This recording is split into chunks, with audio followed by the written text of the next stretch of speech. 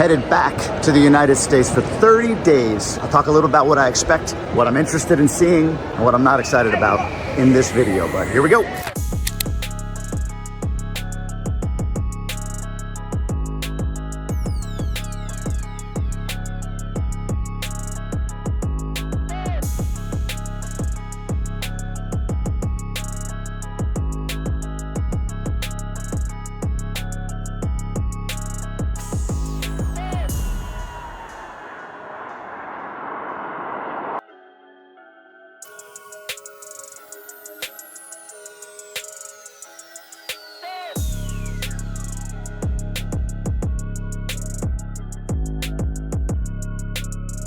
Getting through Punta Cana Airport took way longer than we expected. It was like 3 hours to get through the damn thing. So I take it back. People have asked, like, does it take long to get through the airport? Yes, didn't in the past, but it did today.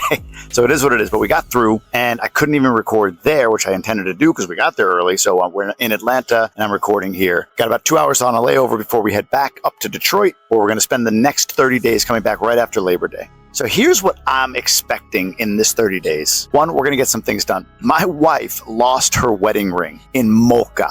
This was like 2-3 months ago, but we were going up to Cabarete. Somehow we went through Mocha. It was after an accident that we saw. It was a bad accident on the highway, Autopista Duarte. It was a bad accident on Duarte. We were stopped there for a couple hours. She took the ring off because it was just like hot, and we were sitting there, and she forgot she took the ring off. And we think when we stopped at a gas station in Mocha, she got out, the ring was on her dress, and it fell out. It fell on the ground and gone. So we had to file an insurance claim for the ring 3 months ago. And honestly, we were like, oh man, are they going to deny us because we lost it in another country? But they didn't. Actually, they asked for a whole bunch of stuff, and really all they needed was a statement from me, statement from my wife, and then they approved the claim. But what they had to do is send payment to a local jeweler. And we don't have a local jeweler in Dominican that an insurance company in the US is going to pay. So in Michigan, we contacted a jeweler. The ring is there, and she's going to get it replaced once we get up to Michigan. Second is we have an updated will. So we have to go to our attorney's office in Michigan and get that will updated and signed. We were going to go to the US consulate in Punta Cana. It's $50 a page for a notary to sign it. $50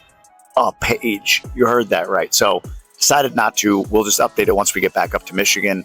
So far, so good. Third, we want to see some friends and family. So I think we'll hit New York, see my parents. We'll probably hit Boston, see my wife's mom and her sister. And we got some friends like in Ohio, people in Michigan, our neighbors. So just be fun to go see some people. But those are the big things I think that we need to get done in our time up in Michigan. Second, this is going to be sort of a fact-finding trip for us emotionally. Like, is Michigan still home in the future? We're going to be in DR for a bit. We feel pretty committed there. Our kids are thriving. We love our school. We love the whole community and network. And I'll tell you a little story after we landed here in the US that made it like, wow, welcome back. And yeah, maybe DR is the place for us. But we are curious whether or not Michigan will be the home, the house that we want to keep, or do we want to sell it and invest it maybe in a different way, keep renting in DR, or sell it and buy in DR, or some combination of the two. We don't know.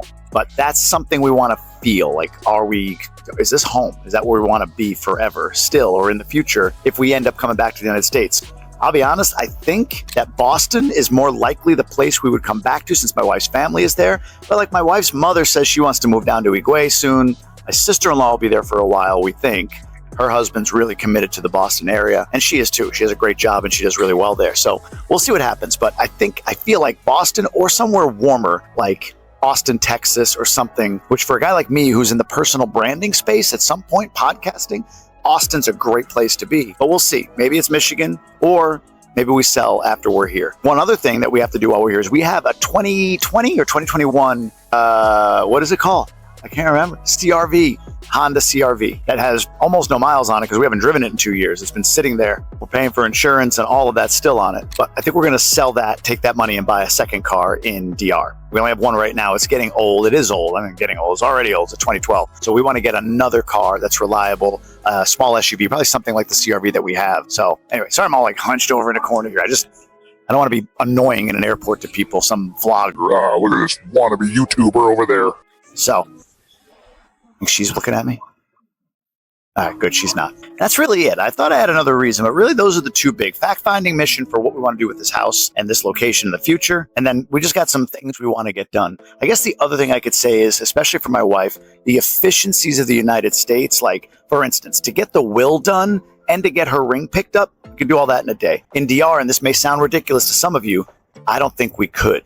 As simple as it sounds to sign a will and as simple as it sounds to get a ring from a jewelry store, I mean, it's a 2, 3, 4 hour endeavor because, they're not there. The person we need to speak to isn't there at that time. We have to go back and forth. That is one thing about Dominican Republic that can be frustrating. It gets overridden by weather and culture and safety and all the things I talk about. But that's definitely a consideration is it's easier to do things here. And I think my wife just needs to feel ease while we're here. One of the things too is we're going to go school shopping for the kids. We don't really have like a TJ Maxx in Punta Cana. Price Smart in Santo Domingo would be like the closest thing to like a Costco and all of that. We could find clothes, but it's just easier. TJ Maxx, Marshalls, those sorts of places in the States are easier to go to. So the beauty of, especially those of you watching, having a U.S. passport and wanting to be in the Dominican is you get the best of both worlds. You can live in the Dominican and live well, and you can escape back to the U.S. just to kind of like shake off the inefficiencies of a developing country. Now, something I'm really curious about as we come back into the country is what does it feel like overall? So here's the quick story I promised you.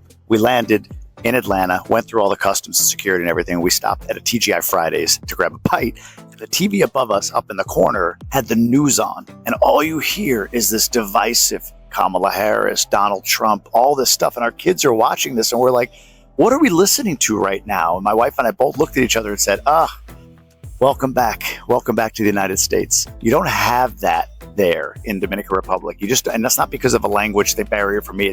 It's not like this obsessed upon focal point like it is here, especially now in the political season. But even before May, when Abinader was elected, it's present. The vote in the Dominican Republic, there was sort of like this sense of pride with the idea that elections were coming and everybody could go vote. It wasn't like, screw you, you like Fernandez, screw you, you like Abinader. It wasn't like that. So I'm really curious to see what it feels like to be here for an extended period. I come back and forth, but when I come back and forth, it's usually for work-related stuff for me, for business-related items. So I'm curious to see what a month here feels like after not having done that in 2 years. In terms of what I'm going to miss, there's one I think that my wife is going to feel, and I will, real fast. And I'll share that in just a second. But one of the things I expect us to miss, honestly, and we already do because we just got a bunch of WhatsApp text from a group that we're in where all the kids go play soccer at the field at like 4 or 5 o'clock on almost every day. And we saw it as we're landing like, hey, this kid's going to the field. This kid's going to the field. Who else is coming? And we're like, we're missing that. And my oldest even said that before we left. He's become like the most popular kid in Punta Cana. He said, oh my God, I'm going to miss all my friends. I got to go to every soccer thing, every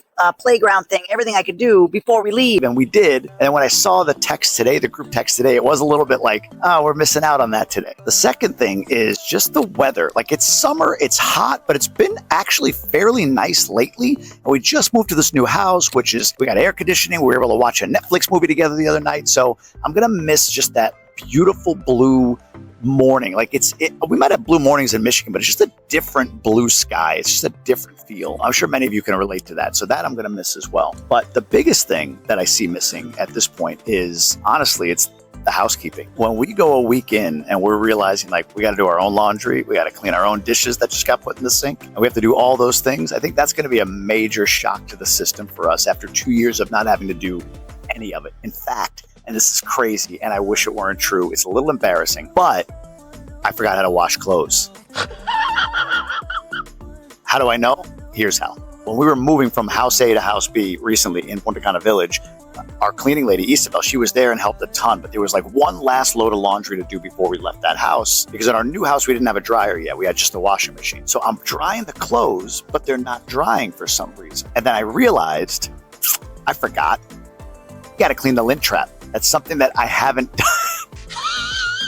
done in 2 years. So the lint trap was overflowing. It was like a teddy bear was coming out of it. It was insane. I forgot how to do that. So yeah, that's what happens sometimes. And I just think as we spend time here without that help, I think that's going to be the major like, wow, not because it's like, oh, look how cool and it's so convenient and comfortable, but because it just makes us that much more efficient. My wife can focus on the kids. I can focus on my work. And we don't have to kind of coordinate all of that mundane in between that we've always had to, which is, oh, who's going to do the dishes? Who's going to do the laundry? Who's going to fold the laundry, put it away? Who's cleaning? Oh, we got to get somebody to clean the floors. hours. Even if we bring in somebody to do it, it's usually like a once a week, once every other week cleaning lady who's going to come in and mop and do the deep cleaning. I really think we're going to miss that more than anything. Now, one quick update, if you've been following along with me, is we were going to bring our dogs, and we ended up not, like at the 11th hour. So here's the deal. We spent $300 on each dog to get all their blood work done. We submitted to the CDC. We got everything approved. We even went in 2 days before we're flying here and got that last like roundworm or some worm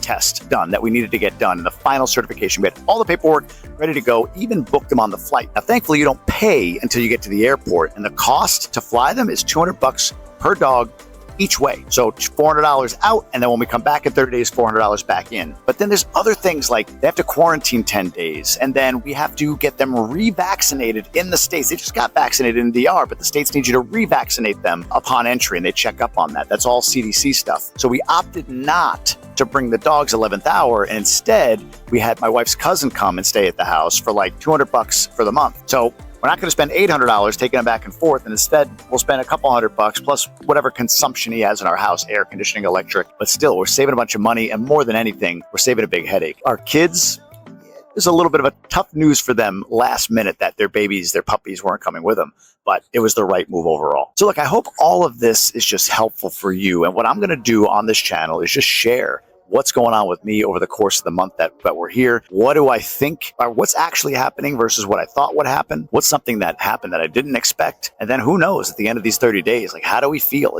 Are we going to keep the house in Michigan? Are we going to sell it? Do we see ourselves going back there eventually? Again, we paid for school for next year.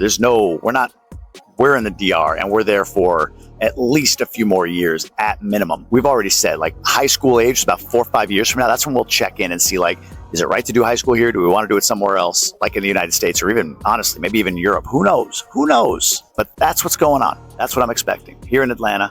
My family's somewhere over there. And yeah, I hope that helped everybody. Let me know what you think. Drop a comment down below. I'd love to hear your thoughts. What do you think I'm going to miss? What do you think I'm going to miss the most? Am I right? Is it the housekeeping? Maybe it's the culture. Maybe it's the people. Maybe it's the weather. Maybe it's my incredible Espanol that I've been developing over the last 2 years, and I only speak about 10% still. Who knows? Some of that stuff might be true, but we'll see what happens. So drop it below. Follow along. Let me know what you want to see. Let me know what you're interested in, and drop it in the comments. I look at all the comments. So yeah, I appreciate you following along. Be sure to subscribe as well. Helps me grow this channel. And I appreciate all of you that have been such loyal and dedicated followers, commenting and liking and doing all that stuff. And I'll see you on the next video. Wish me luck.